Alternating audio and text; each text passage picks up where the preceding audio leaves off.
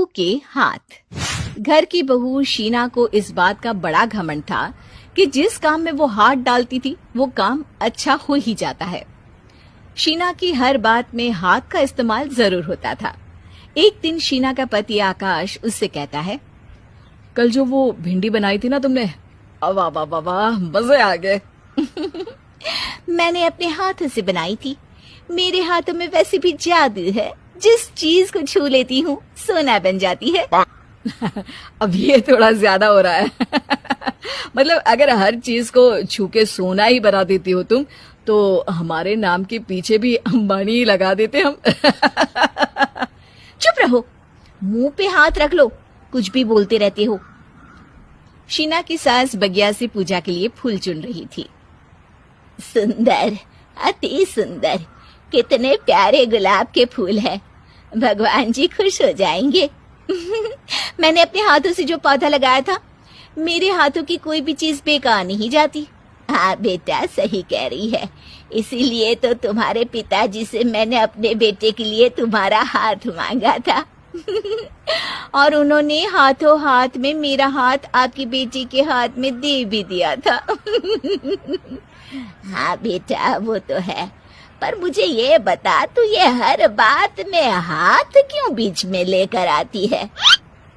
माँ जी, पंडित जी ने हाथ मेरा देखकर नैनीताल में कहा था कि मेरे हाथ जगन्नाथ हैं। मेरे हाथों से कभी कोई काम नहीं बिगड़ेगा, तो मेरे हाथों की तारीफ तो मुझे करनी पड़ेगी ना। हाँ हाँ, ठीक ही कह रही हो। वैसे तो मिलाओ हाथ इसी बात पर। शीना को न सिर्फ इस बात पे गर्व था कि उसके हाथ से सब अच्छा होता है, बल्कि घर के सारे काम भी वो पहले अपने हाथ से करती, फिर कोई दूसरा उन कामों को कर पाता। एक दिन शीना कपड़े धो रही थी। अरे घर में वॉशिंग मशीन है तो सही, खुद क्यों थक रही हो? कपड़े पहले मेरे हाथ से धुलेंगे, फिर वॉशिंग मशीन से। पहले हाथ की सफाई, फिर मशीन की धुलाई। अगर आज डाकू गब्बर सिंह होता ना, तो वो ये हाथ मुझे दे दे ठाकुर, तुमसे जरूर कहता, और मैं तो दिलवा भी देता तुम्हारे हाथ। हर एक काम में हाथ बटाओ, ज्यादा जुबान न चलाओ, वरना दूंगी एक उल्टे हाथ से। क्या दोगी? कपड़े दूंगी, लो निचोड़ो। ऐसे ही एक दिन, अरे बहू, ये सोफे पर चढ़कर हाथ से पंखा क्यों घुमा रही हो? माँ जी, क्योंकि मेरे हाथ से घूमेगा तो ज्यादा अच्छे से हवा देगा। अरे बेटा, फिर तो तुम गाड़ी का पहिया भी हाथ से घुमा के मायके जाया करो। एक बार आकाश ने घर पर कार लाने की बात छेड़ी। माँ, सोच रहा हूँ कि एक कार लेकर आता हूँ। ले ले बेटा, क्यों नहीं? अरे पैसे हो तो हवाई जहाज भी ले लेना। हाँ, पैसा तो हाथ का मेल है, ले लेते हैं। इस हाथ पैसे देंगी, उस हाथ कार ले लेंगी। मुझे तो लगता है कि बहू कार भी अपने हाथों से धक्का लगाकर घर लाएगी। वो तो नहीं करूंगी, लेकिन सबसे पहले स्टीयरिंग पर हाथ मैं ही लगाऊंगी, ताकि गाड़ी का आना शुभ हो। अरे घर ले आने तो दो, फिर हाथ लगा लेना। लेकिन शीना नहीं मानती। अगले दिन ही सब कार लेने जाते हैं। शीना सेल्समैन से कहती है, भैया ये कार बहुत पसंद है, पैक कर दो। अरे ओ भाग्यवान, 2 मीटर कपड़ा नहीं है जो पैक करवा ले, जरा चला कर तो देखने दो। यस सर, बिल्कुल, टेस्ट ड्राइव कीजिए ना। अरे नहीं नहीं, सबसे पहले मैं हाथ लगाऊंगी गाड़ी को, मेरे हाथ अच्छे हैं। अरे यार, हाथ तो मैं भी धोता ही हूँ, और आजकल तो सैनिटाइजर से भी धोता हूँ।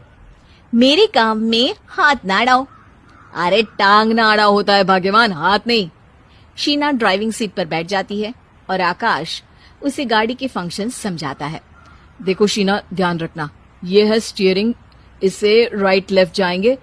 ये है एक्सेलरेटर, इससे स्पीड कंट्रोल कर सकते हैं, और उसी के पास में है ब्रेक, जो तुम्हारी जुबान में शायद मिसिंग है। ठीक है, ज्यादा भी सिखाने की जरूरत नहीं है। मेरी माँ तो कहती है कि मैं अगर अपनी शुभ हाथ लगा दूं तो जग घूम जाए, तो ये स्टीयरिंग क्या चीज है? शीना गाड़ी स्टार्ट कर देती है और स्टीयरिंग को घुमाते हुए एक्सेलरेटर पर धीरे से पैर रखती है, और शोरूम के बाहर के एरिया में ही गाड़ी घूमने लगती है, जहाँ दूसरी गाड़ियां भी रखी हैं। देखा मेरे हाथों का कमाल।